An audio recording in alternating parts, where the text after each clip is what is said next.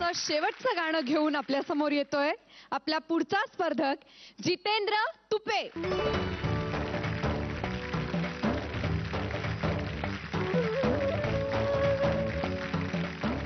एक तर तू सॉलिड दिसतोयस आता. थँक्यू. आणि छान होतेत गाणं. आपण नंतर बोलूच. भरपूर काही आहे बोलण्यासारखं. नक्की नक्की. All the best.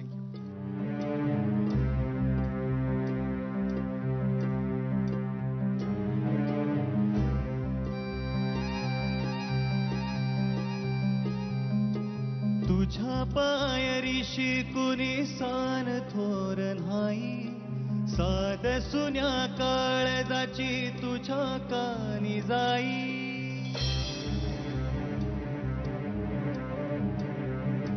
हे तरी देवा सर नाही हो भोग कशा पायी, हरवली वाट दिशा अंधारल्या धाई. व वाळून उधळतो जीवा माय बापा, वन वायोरी पेटला खेळ मांडला. खेळ मांडला, खेळ मांडला देवा, खेळ मांडला. सांडली गाडीत भात घेतला बसा तुझा, तूच वाट दाखिव ग खेळ मांडला. काही देवा पैल पार पाठीशी तू राहू बा, जो तुझ्याच उंबऱ्यात खेळ मांडला.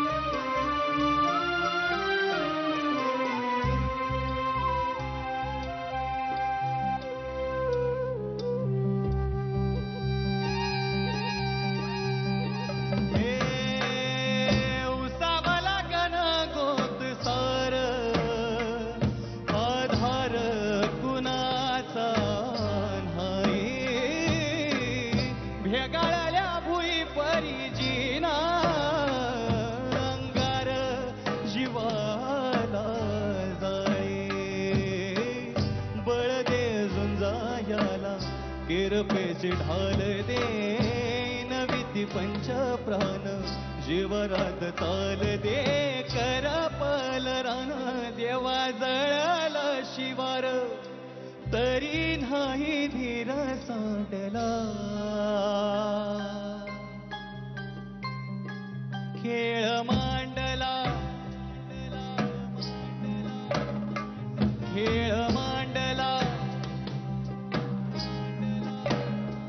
खेळ मांडला देवा, खेळ मांडला.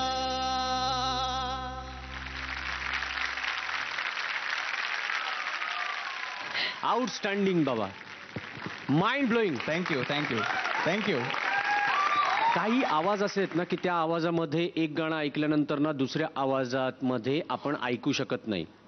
तू एक गोष्ट पहिली अप्रतिम केलीस की तू तुझ्या पद्धतीने गायला, याला फॉलो केलं नाही किंवा याचा टोन मॅच करायचा प्रयत्न केला नाहीस. तुझा जो गळा दिला तुला देवाने त्या गळ्याने तू गायलास. सो त्याबद्दल तुझं सर्वप्रथम अभिनंदन. Thank you thank you. आणि एका गायकाला किंवा मी म्हणेन एका म्युझिशियनला किंवा संगीत क्षेत्रातल्या कुठल्याही माणसाला एक गोष्ट उपजत मिळालेली असते, ते म्हणजे इम्प्रोव्हायझेशन. पण हे जे तू काही केलंस ना, ती याची साक्ष आहे की तुला फार लवकर कळलं की गाणं इम्प्रोव्हाइज करायचं म्हणजे काय. आणि basically it is not improvisation, हे थिअरी नाहीये. ते आपसूक आतून वाटतं की ह्या असं गायलं तर चांगलं वाटतंय. सो मला नाही माहिती तुझं शिक्षण कुठं झालंय, तू काय कुठल्या गावचा आहेस किंवा काय, पण हे जे काही तू केलंस त्याचीच गरज आहे आणि outstanding, fabulous. Thank you so much. Thank you.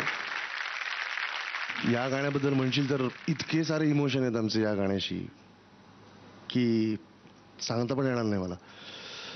प्रत्येक कंपोजरचं त्याच्या गाण्याशी एक वेगळं नातं असतं, पण आमचं जरा अति जास्त असतं. याचं कारण की आमचं अरेंजमेंट पण असतं आणि मला त्या सगळ्या गोष्टींचा फार रिस्पेक्ट असतो. मी एक एक गोष्ट वाजवते, सगळ्या गोष्टींची मला फार काळजीपूर्वक मी त्याच्याबद्दल असतो.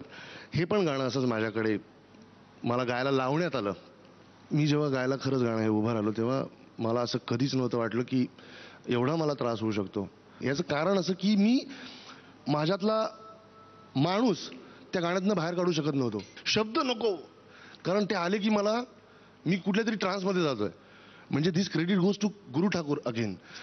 सुंदर लिहिले त्याने, पण तरीसुद्धा मग नंतर हळूहळू मी जसं ते खेळ मांडला असे मी ह्या खेळ मांडलाचे काय म्हणतात त्याला, मी रडत असतानाचे अनेक वर्षन रेकॉर्डेड आहेत अजून.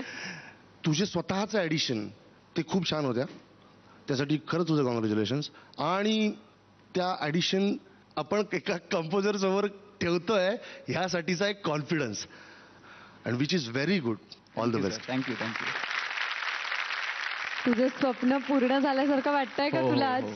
बऱ्याच वेळा मी हे गायचो शोजला गाणं आणि अशाच स्टाईलने गायचो, वेगवेगळ्या जागा वगैरे घेऊन. तर सगळे माझे मित्र बोलायचे की एकदा तरी तू अजय आणि अतुल यांच्या समोर हे गाणं परफॉर्म करावं, आणि आज माझं ते स्वप्न पूर्ण झालं. So thanks for Zee Marathi. त्यांनी मला हा रंगमंच इथे उपलब्ध करून दिला आणि मी आणखीन एक तुझी खासियत आहे ना, काय तू साऊंड क्रिएट करतोस. आमचा एक बँड आहे रिदमिका नावाचा, आणि आम्ही असं इनोव्हेटिव्ह काहीतरी करण्याचा नेहमी प्रयत्न करत असतो. म्हणजे पिंप वाजवतो आम्ही कधी कधी, तर पाईप्स कापून त्याच्यामधून साऊंड्स असे क्रिएट करतो. अशा सगळ्या गोष्टी आम्ही करत आलो आहे आणि इथून पुढे पण करणारच आहोत. आणि एकदा तर आम्ही एवढे वेडे झालो की अशी कचऱ्याचा डबा असा मोठा होता, तिकडे बरंच काही सामान असं पडले होतं, असं टाकावं एकदम.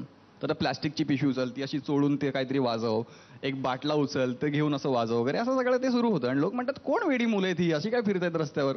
असे बरेचसे भयानक प्रकार झालेत आतापर्यंत आयुष्यात. आता तुम्हाला मे बी इन्स्ट्रुमेंट मिळत आहेत, पण तरी सुद्धा तुम्ही काहीतरी डबे वगैरे शोधता. आम्हाला मिळतच नव्हती, त्यामुळे आम्हाला पर्यायच नव्हता. आम्ही कप घेऊन टिटिंग चालू. ओवा ठेवलेला एक बरणी होती आमच्याकडे प्लास्टिकची, ती आमचं शेकर होतं.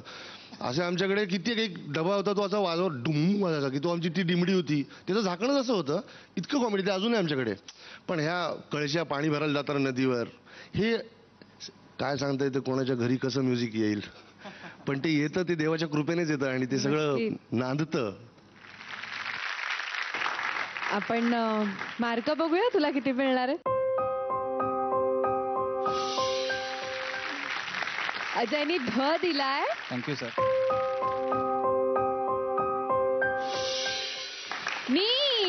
Thank you sir.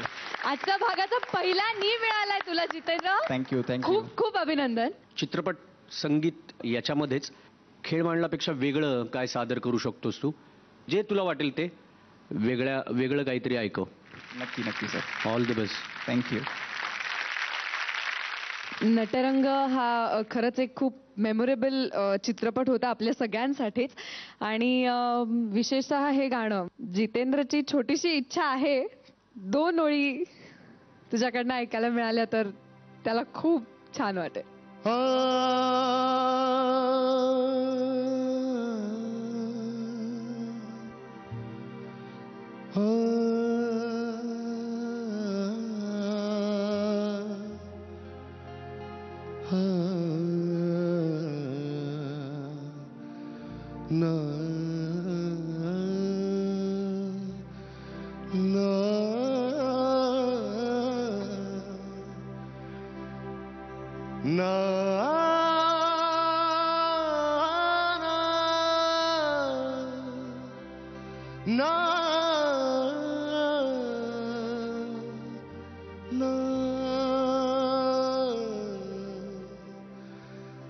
हे उसवाला गाणं गोत सार आधार कुणाचा नाही. भेगाळल्या भुई पारी जीन अंगार जीवाला जाळी. हे बळदे झुंजायाला किरपेची ढाल दे. इनविती पंच प्राण जिव्हारात ताल दे. कर पालरान देवा जळल शिवार तरी नाही धीर सांडला. खेळ मांडला.